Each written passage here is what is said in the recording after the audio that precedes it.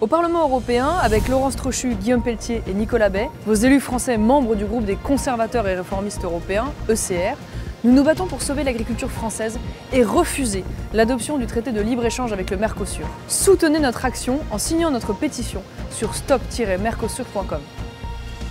Cette publicité est financée par le groupe des conservateurs et réformistes européens, ECR. Un café, s'il vous plaît. Un café pour la table 6. Ligne droite. Combien je vous vote? C'est beaucoup trop cher. L'addition. Et donc pour cette première addition de l'année, chers auditeurs, Régis Le Sommier exceptionnellement est absent, mais il est remplacé avec plaisir par Jérôme Bénard, qui est donc avec nous en direct sur le terrain, puisqu'on va parler des agriculteurs, notamment les agriculteurs engagés au sein de la coordination rurale, qui aujourd'hui avait pour objectif de monter sur la capitale. Pour le moment, les choses ne semblent pas se présenter comme prévu, ils se heurtent aux forces de l'ordre, mais on en saura plus donc dans un instant avec Jérôme Bénard. Jérôme Bénard, est-ce que vous nous entendez? Oui, bonjour. On vous entend aussi. Meilleurs vœux à tous les auditeurs. Je les vois un peu cassés par le peu d'heures que j'ai dormi. Aucun souci. On vous souhaite meilleurs vœux aussi. Est-ce que vous m'entendez?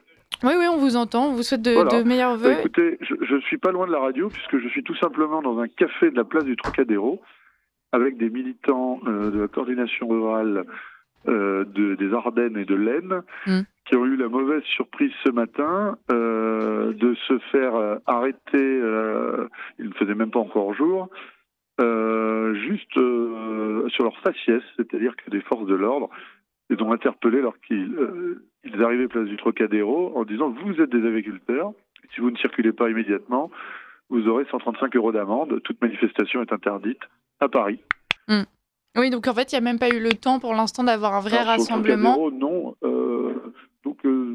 Pour l'instant, visiblement, les équipes de la coordination rurale sont répandues un peu dans Paris. Une équipe du Gers se promène notamment avec une chèvre. Voilà, donc il y a en tout cas de la bonne humeur malgré les tentatives répétées d'arrestation et voilà. C'est un peu plus tendu et plus compliqué en Île-de-France puisque le principal centre où s'étaient concentrés les tracteurs et les divers convois venus des régions à Orvault, donc au sud de l'Essonne, dans une ferme d'un adhérent de la coordination rurale. Depuis hier soir, cette ferme est encadrée, entourée, barricadée par les forces de l'ordre qui empêchent donc les agriculteurs de sortir du village d'Orvault. Voilà, alors donc un nombre de militants, d'élus politiques ont pu aller quand même leur rendre visite et témoigner de leur solidarité, mais pour l'instant, un bon nombre de tracteurs qui comptaient entrer dans Paris sont coincés à Orvault. D'autres convois sont coincés dans les Yvelines, après avoir quand même eu le temps de déverser leurs bennes devant des centrales d'achat de produits à bas prix pour protester contre la politique des prix des grandes centrales d'achat européennes. Et d'autres convois sont à l'œuvre sur la route nationale 4 et je crois que visiblement dans l'Eure, donc département limitrophe de l'Île-de-France, les militants seraient en train de bloquer la 13. Voilà, oui, donc une mobilisation sur l'ensemble du territoire, mais une répression pour l'instant de la part des forces de l'ordre qui est à la hauteur du mouvement. Vous êtes avec ces agriculteurs, justement. Quelles sont les réactions face à cette répression, Jérôme Bénard? Alors, la première réaction, c'est le calme. Je vais vous passer dans quelques instants un élu de la Chambre d'agriculture de l'Aisne, Paul Mougenot, qui est à mes côtés, qui va pouvoir vous témoigner, parce que lui-même a été interpellé brièvement par les forces de l'ordre ce matin. Hier, le secrétaire général de la coordination rurale, Christian Convert, a été lui-même arrêté dans le 17e arrondissement. Je n'ai pas beaucoup de souvenirs de secrétaires généraux de la CGT ou de la CFDT arrêtés par les forces de l'ordre, voire même, bien entendu, de la FNSEA. Donc, il y a une répression assez inédite contre ces syndicalistes. Et ce que je vous propose d'ailleurs, c'est de vous passer tout de suite Paul Mougenot. Alors, on est en studio avec Richard Dessèze et Pierre-Alexandre Bouclé qui ont peut-être des questions pour vous avant de nous passer donc cet élu. J'en ai une dernière moi aussi. La coordination rurale aujourd'hui est assez seule, plutôt abandonnée par les autres syndicats qui, si ils affirment partager leurs revendications, ne comptent pas les rejoindre dans ces manifestations. Même question, quelle est la réaction face à ces annonces des autres syndicats de la part des agriculteurs? C'était attendu, puisqu'en fait... pour comprendre le paysage syndical français, il est donc fractionné en trois. La FNSEA et ses alliés des jeunes agriculteurs qui, eux, dans la cogestion, donc ils sont toujours d'accord avec le gouvernement. Ils essaient de faire des avancées, mais ils sont pour l'ensemble pour la cogestion et non pas dans le rapport de force syndicale. Donc la FNSEA, ils étaient... RPR du temps du RPR et macroniste après l'élection d'Emmanuel Macron. Donc voilà, il co-gère aujourd'hui avec Annie Genevard, la nouvelle ministre de l'Agriculture issue des LR. Ensuite, vous avez la Confédération paysanne qui avait des aspects sympathiques à l'époque de José Bové, mais qui s'est beaucoup rapprochée de LFI, qui a deux soucis. Premièrement, elle n'a plus vraiment de figure nationale capable d'imposer un discours. Et deuxièmement, elle a une alliance tacite avec la FNSEA pour limiter la poussée de la coordination rurale. Donc en fait, les autres se lavent les mains comme Ponce Pilate, en attendant cette fameuse réunion du 13 janvier, mais réunion avec François Bayrou, des syndicats agricoles, auxquels se rendra la coordination rurale, sauf qu'à partir du 7 janvier, on rentre en zone où les pouvoirs publics ont un devoir de réserve, puisque du 15 au 30 janvier se déroulent les élections syndicales aux chambres d'agriculture. Donc en fait, à partir du 7, le gouvernement ne pourra plus rien annoncer avant la fin du mois de janvier. Et c'est ce que dénonce la coordination rurale et qui dénonce donc l'hypocrisie des autres syndicats. Je vous laisse, merci beaucoup Jérôme Bénard pour toutes ces informations. Je vous laisse nous passer donc ce fameux élu, Paul Mougenot, qui a été interpellé par les forces de l'ordre avant d'être relâché. Voilà, agriculteur dans l'Aisne. Je vous passe monsieur Mougenot. Merci. Oui, Paul Mougenot. Bonjour, monsieur Mougenot, merci d'être avec nous. Vous nous entendez ? Oui, si vous pouviez parler plus fort dans les petits trous. On va faire ça. Merci d'être avec nous ce matin. Être-ce que vous pourriez commencer par nous expliquer ce qu'il s'est passé ? Pourquoi est-ce que vous avez été interpellé ? Vous savez, être agriculteur en 2024, c'est une famille qui travaille du matin au soir et du soir au matin. L'éleveur qui aime ses bêtes, le céréalier qui voit sa moisson détruite par les intempéries. Et c'est pour ça, c'est pour défendre notre métier, parce qu'on est les oubliés de la République, qu'on est à Paris aujourd'hui. On est arrivé à Paris à 7h30, on marchait dans la rue tout simplement, et la police est arrivée vers nous, et je vous avoue que c'est vraiment un délit de faciès. On nous a dit, vous êtes agriculteur, contrôle d'identité.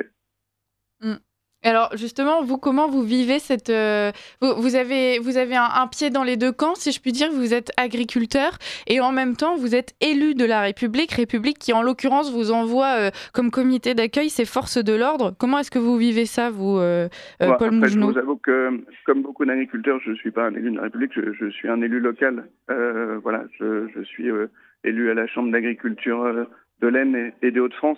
Et tout le monde constate ce matin que le simple fait d'être agriculteur aujourd'hui conduit ou peut conduire en garde à vue. Aujourd'hui, on s'est fait arrêter ce matin vraiment sur un délit de faciès. Et hier soir, c'était notre secrétaire général, Christian Convers, qui a été arrêté simplement parce qu'il portait un bonnet jaune dans la rue. En fait, qui peut imaginer aujourd'hui le secrétaire ou la secrétaire générale de la CGT se faire arrêter simplement comme ça dans la rue en France en 2025. C'est inimaginable, c'est inacceptable. Ça pourrait être amusant d'inviter les Français à sortir avec un bonnet jaune dans les jours à venir pour semer le trouble. Je vous avoue que c'est ce qu'on s'est dit ce matin, on aurait pu prendre des cartons de bonnets jaunes pour les distribuer dans les sorties de métro de Paris. Je vous avoue que c'est inimaginable d'être arrêté vraiment sur un délit de faciès. Et en plus, nous n'avions pas de bonnet jaune. C'est simplement à notre coupe rose de gens qui travaillent dans le froid toute la journée. Je veux dire, c'est quand même insupportable d'imaginer qu'on puisse arrêter comme ça en France en nous disant vous êtes agriculteur, contrôle d'identité. Pierre-Alexandre Bouclé et Richard Dessès sont avec moi en studio. Je leur laisse la parole pour vous interroger. Bonjour monsieur, j'avais simplement une question. Quel est le motif prétexté par les policiers pour faire ces contrôles ? Est-ce qu'il y a une raison et qu'est-ce qui se passe après le contrôle? Qu'est-ce qui se passe? J'ai été stoppé dans la rue, on m'a dit contrôle d'identité, monsieur. Je leur ai expliqué que je veux dire, on est légaliste, la police nous arrête, on donne nos papiers. Je vous avoue que ça ne dure pas 30 secondes, ils ont mis beaucoup de temps et ils nous ont dit écoutez, vous n'avez pas le droit de vous rassembler à plus d'une personne. Je veux dire, c'est bien gentil, mais j'ai le droit de marcher avec un ami pour aller prendre un café. Et effectivement, nous n'avions pas de bonnet jaune, rien de distinctif pour la coordination orale. Et ensuite, qu'est-ce qui se passe? Alors, ils vous laissent repartir? Comment ça... Ils m'ont dit très gentiment que si ils me revoyaient traîner, c'était 135 € d'amende, et si je continuais à rester autour du Trocadéro, j'étais embarqué. D'accord. Et ils font ça avec tout le monde ou c'est au coup par coup Coup prose par coup prose. Non, mais si vous voulez, moi je prends un café juste en face du Trocadéro, la police tourne, arrête les gens qui, comme moi, ont une allure moins citadine. Ouais. Voilà. Est-ce que vous pensez que si jamais vous n'étiez pas élu de la Chambre, justement, vous auriez pu avoir encore plus d'ennuis? Est-ce que ça a eu l'air de gêner les forces de l'ordre? Non, mais je vous avoue que quand la police m'arrête, je n'explique pas que je suis élu à la Chambre d'agriculture de l'Aisne. Non, je pense que je suis un citoyen comme tout le monde et que ce matin, j'ai été arrêté sur le simple motif que ma tête ne revenait pas à la police en tant qu'agriculteur. Est-ce que vous voudriez en profiter pour rappeler aussi vos revendications? Parce qu'il y a des Français qui s'étonnent et qui disent c'est surprenant pour les agriculteurs. On a quand même l'impression qu'il y a une certaine mobilisation politique, il y a des discours qui sont prononcés, il y a des prises de parole qui sont annoncées. Pourquoi est-ce que ça ne vous satisfait pas? Mais vous savez, on ne vit pas de notre métier. On est les oubliés de la République. Vous avez des gens qui font fortune avec le Bitcoin en tapant des chiffres sur leur ordinateur, ce qui n'a aucun sens et qui ne fait du bien à personne. Et nous, on ne vit pas de notre métier alors qu'on travaille 365 jours par an. Il faut que les gens qui sauvent des vies dans notre pays, qui enseignent les mathématiques à nos enfants, ceux qui remplissent les assiettes de nos enfants à la cantine soient beaucoup mieux considérés et mieux payés. Je veux dire, il y a quand même une perte de sens dans notre pays. Aujourd'hui, on est là pour sensibiliser les Français à nos difficultés, sensibiliser les décideurs politiques. On n'est pas là pour casser. Il y a des métiers comme le mien qui sont essentiels au pays et qui sont aujourd'hui les oubliés de la République. Moi, je pense aux infirmières, je pense aux enseignants. Vous savez, en France, en 2025, vous avez un agriculteur qui se suicide tous les 2 jours. Donc pour nous, c'est la mobilisation ou la corde. Moi, j'ai 36 ans, j'aime ma femme, j'aime mes enfants, je tiens mon pays, je tiens mon salarié. Pour moi, c'est la manif aujourd'hui. Je veux pas la corde. J'aime mon métier, mais ça devient dur. Et quand le gouvernement dit que l'agriculture et la vie des agriculteurs est une des priorités nationales, vous y croyez ou c'est pas suivi des faits? Non, mais je veux dire, on n'a pas eu de loi d'orientation budgétaire à cause de la dissolution. L'agriculture, on l'a compris, n'est plus une priorité nationale. Donc demain, nous n'aurons plus de souveraineté alimentaire. Ces gens-là tiennent pas leurs promesses. La politique, c'est agir. Il faut du courage. C'est une question de valeur. On ne demande pas grand-chose, vous savez. Quand mon fils qui vient de naître aura 18 ans, je lui dirai quoi? Je lui dirai tiens, reprends la ferme, tu perdras de l'argent, tu vas t'endetter. Voilà, c'est... vous savez, je suis dans un bistrot, là, il faut mieux être serveur à ce prix-là. Les gens qui servent la nourriture dans les restaurants sont mieux payés que ceux qui la produisent. Pour nous, ce sont des milliers d'heures de travail pour avoir du sucre ou des fraises dans votre assiette. Et je suis désolé, mais l'agriculture est un marché stratégique de notre pays. Moi, je suis la 4e génération. Je pense qu'on a saccagé dans les années 80-90 notre industrie et aujourd'hui, on est en train de saccager notre agriculture. Vous parlez de cette arrestation au faciès. Est-ce que cette différence justement qui va jusqu'au physique, ça traduit la fracture que vous semblez décrire et ressentir avec ce monde politicien, parisien, ce monde des métropoles et donc cette France des oubliés? Oui, enfin, il y a quand même une vraie fracture dans notre pays. Vous savez, La police, là, il y a des chars d'assaut, on appelle ça des centaures, pour bloquer des tracteurs à l'entrée de Paris. Moi, j'ai été cambriolé 4 fois en 3 ans. Je vois plus souvent l'OFB qui vient surveiller l'exploitation que la gendarmerie qui vient protéger ma ferme.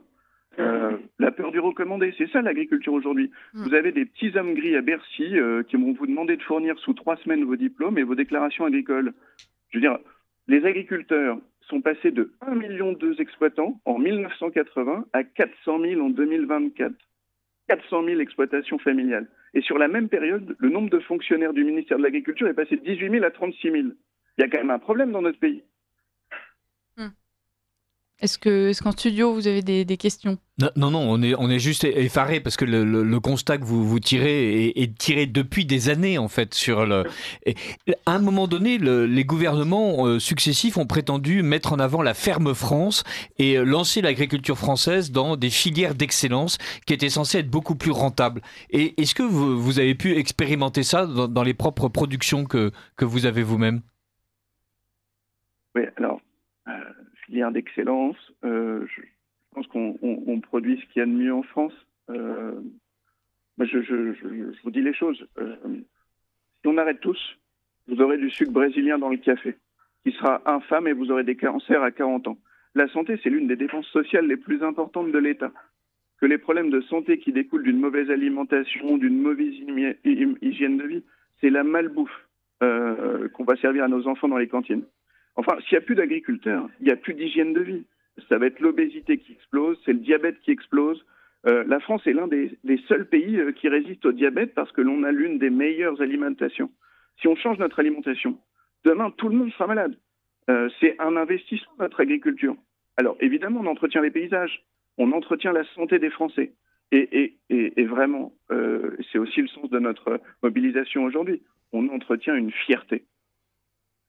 La santé, les paysages, la fierté, vraiment, il y a une maintenance de la France à travers la paysannerie et pourtant, on a l'impression que les pouvoirs publics considèrent effectivement que vous êtes une quantité négligeable et qu'il y a d'autres populations qu'il faut favoriser, notamment la population citadine, et que, au bout du compte, on a le sentiment qu'ils sont prêts à faire en sorte que tout vienne de l'extérieur pourvu que ça coûte moins cher. Est-ce qu'on peut soutenir une agriculture française en France avec une autre manière d'organiser la distribution des produits qui permettent d'assurer un revenu convenable aux agriculteurs ?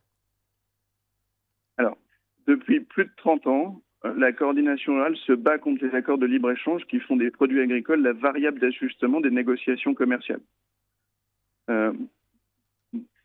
Moi, on parle tous les jours de clauses miroirs. Pourquoi est-ce qu'on continue à imposer des normes très strictes aux producteurs accompagnés de contrôles abusifs ? Je vous avoue que ça s'apparente quand même souvent à du harcèlement, et qu'on importe sans scrupule des produits d'autres pays qui bafouent complètement les règles. La coupe est pleine.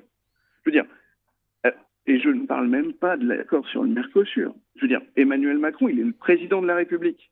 Il n'est pas le représentant du bureau de l'Union européenne à Paris. Les produits agricoles doivent respecter nos lois. L'Union européenne assassine nos agriculteurs. Moi, je veux brader l'agriculture française au profit des voitures allemandes et du textile espagnol, il faut dire non. Et pardon monsieur, vous parliez de malbouffe en prenant l'exemple du sucre brésilien, et je crois que ce sont des exemples importants à citer, notamment pour les auditeurs de Radio Courtoisie qui pourront peut-être justement mieux imaginer ce qui les menace. Est-ce que vous auriez d'autres exemples de malbouffe agricole venue de pays étrangers et que les Français font de manière plus saine ? Oui, mais alors attendez. Hier, on était dimanche. Moi, j'ai mangé un poulet en famille. Aujourd'hui, on n'évoque pas du tout le tabou ukrainien parce qu'ils sont en guerre. Mais, ou brésilien aussi d'ailleurs.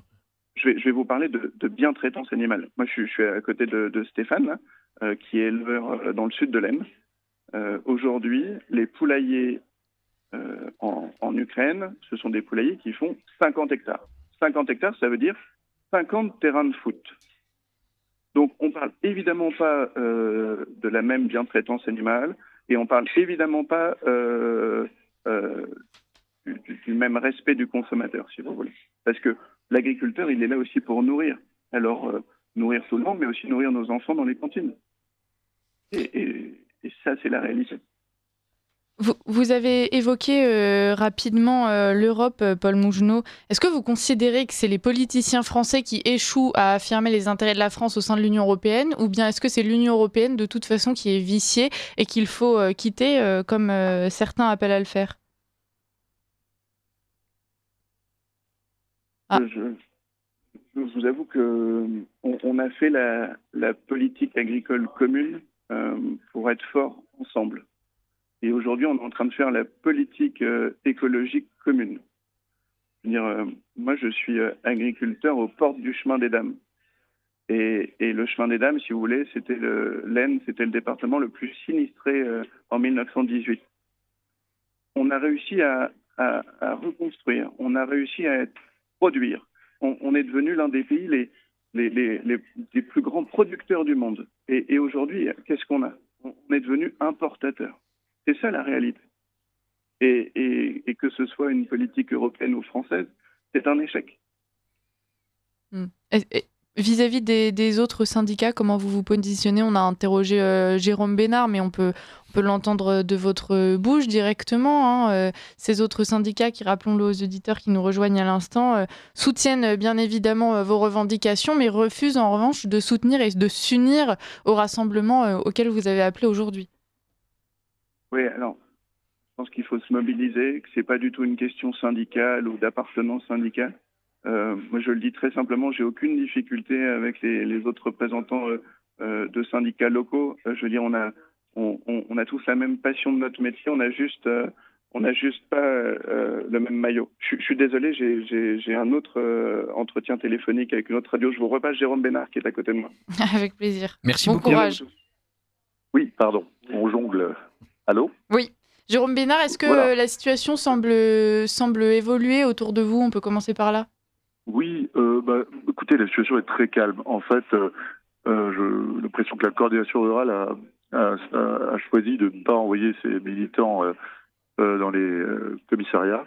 Et donc, ils se sont un peu dispersés dans la capitale en attendant, pour ceux qui y étaient, ils étaient en fait en voiture. Et ils attendent les éventuels tracteurs qui pourraient arriver.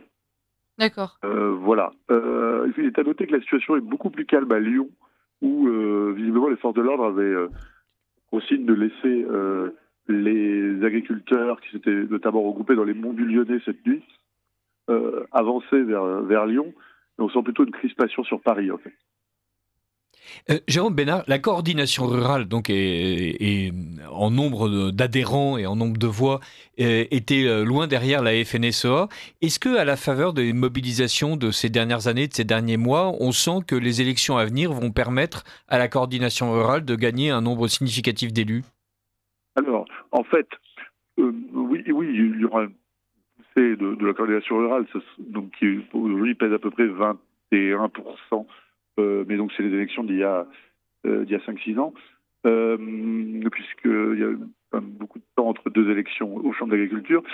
Ce qui a changé dans la mentalité, c'est que les jeunes agriculteurs, qui étaient jusque-là des alliés indéfectibles de la FNSEA, parce qu'ils voient leurs conditions de travail se dégrader et qu'en moyenne ils ont 28-30 ans, je crois que la moyenne d'âge de reprise d'une ferme c'est plutôt 28 ans, ils ne sont plus d'accord avec les mots d'ordre nationaux des jeunes agriculteurs, qui est un syndicat très inclusif au sens où il y a toute une vie locale qui est importante aussi pour les agriculteurs qui sont souvent isolés, parce que même dans la ruralité, les agriculteurs ne pèsent plus que dans pour ce qui est du travailleur français 1%, là où ils étaient 36% en 1946. Donc les JA, le CNJA puis les JA ont été une école d'action et une école de la vie aussi pour ces agriculteurs, jeunes agriculteurs, mais ils ne veulent plus se laisser guider forcément vers la FNSEA comme seule porte de sortie. Donc c'est là où ça pourrait changer. Et la coordination rurale, qui n'avait que 3 chambres d'agriculture pour l'instant, puisque c'est là que se trouve le pouvoir, tout du moins le pouvoir syndical et le pouvoir consulaire, pourra en gagner une dizaine ou une quinzaine. Alors, et une fois qu'une chambre d'agriculture passe dans un syndicat ou un autre, c'est en fait tout un système de subventions aussi qui change, c'est-à-dire ce ne sont pas les mêmes commissions qui vont attribuer les mêmes subventions aux mêmes agriculteurs. Voilà, jusqu'à maintenant, puisque à la sortie de la guerre, il y avait un syndicat unique, la FNSEA, héritier de la corporation paysanne de Vichy d'ailleurs, mais Ripolini avec le nom d'un tout petit syndicat qui avait œuvré dans la résistance. Eh bien, tout était intégré, le Crédit Agricole, Groupama, et quand d'autres syndicats, au début des années 90, et deux autres syndicats sont un peu sortis de terre, eh bien, on a vu quand même des petits chantages à la subvention apparaître dans des chambres d'agriculture, c'est-à-dire si vous n'êtes pas dans le bon syndicat, vous n'aurez pas les subventions dans la commission d'attribution. Oui, vous n'aurez pas les subventions, vous n'aurez pas la paille quand il y a une pénurie. Enfin, voilà, c'était pas des petites. Il y avait une véritable mainmise de la FNSEA sur la vie agricole.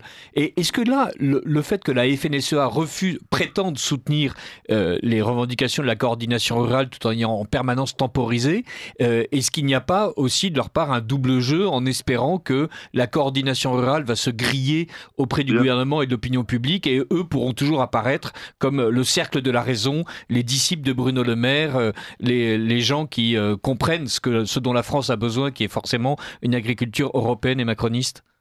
Oui, même pour dire les choses de la manière la plus neutre possible. Le procès qui est fait actuellement, notamment au président de la FNSEA, c'est d'être lié à des intérêts agricoles mondiaux, y compris la coordination rurale a parlé des questions d'huile de palme produite en Malaisie, de déforestation au Brésil. Donc, il y a une agriculture mondialisée qui est le produit à la fois financier. Le Crédit Agricole a quand même une des plus grosses banques européennes, et le produit d'une ambition d'une petite élite agricole qui aujourd'hui a des intérêts dans le monde entier et plus seulement en France. Et comment expliquer, Jérôme Bénard, le fait qu'on permette justement à l'agriculture mondiale, en gros, de nous exporter ces produits souvent un peu frelatés, et qu'on oblige nos agriculteurs français à des normes incroyablement drastiques? Il y a quand même une contradiction terrible là-dedans. Si on voulait tuer nos agriculteurs, on ne ferait pas autrement. Ah oui, mais il y a une double pression, il y a une triple pression d'ailleurs. Vous avez la pression, bien entendu, des lobbies écologiques. Vous avez la pression des écologiques militants de gauche qui vivent aussi de subventions pour demander qu'on mette des entraves à l'agriculture. Vous avez la pression des marchés financiers qui aimeraient bien financiariser les bonnes terres françaises. En fait, aujourd'hui, il est interdit, globalement interdit, en fait, de faire basculer des terres dans des sociétés financières. Elles doivent être revendues en cas de cession d'activité à d'autres agriculteurs via les SAFER. Mais certains aimeraient bien mettre fin à cela. Pour que, par exemple, les Chinois puissent acheter des bonnes terres de la Beauce. Je caricature à peine. Et dernière pression, celle des grandes surfaces. Et on peut dire que les ministres de l'agriculture successifs n'ont jamais fermé leur oreille aux revendications d'un système de distribution français qui, depuis les années 60, a été orienté sur les grandes surfaces au détriment des petits systèmes de distribution, des épiceries, mais aussi au détriment, via les centrales d'achat, des producteurs locaux. D'après un sondage qui date du 13 novembre 2024, mais puisque cette crise commence à durer, on a 82% des Français interrogés qui affichent de la sympathie, voire du soutien vis-à-vis de la mobilisation des agriculteurs. Est-ce que c'est quelque chose qui est palpable, là, en tout cas sur Paris, Jérôme Bénard? Est-ce que plus généralement, d'ailleurs, c'est quelque chose que vous notez? En fait, effectivement, l'agriculture, puisque comme je vous le disais, 36% des Français travaillaient dans l'agriculture en 1946 contre seulement 5,5% des Britanniques, par exemple. Donc là où il y a une culture ouvrière en Grande-Bretagne beaucoup plus forte, nous avons un imaginaire qui a été décrit par Marc Bloch, qui a été décrit par Philippe Ariès, qui a été un imaginaire paysan, par aussi le roi Ladurie. Donc, dans le très fond des Français, il y a toujours une petite ferme qui sommeille. Et effectivement, cette sympathie est palpable, au moins dans les enquêtes d'opinion. On va finir sur ces mots, sur le terrain, Jérôme surtout Bénard. à Paris, Je suis désolée, malheureusement, l'entretien arrive à sa fin. Mais ce qu'on comprend, c'est que en grande majorité, effectivement, les Français soutiennent et que ça fait partie de cette identité, de ce sentiment national de soutenir notre paysannerie. Merci beaucoup d'avoir été avec nous ce matin. On vous laissera remercier également Paul Mougenot. Et puis voilà, à très bientôt, Jérôme Bénard, et bon courage.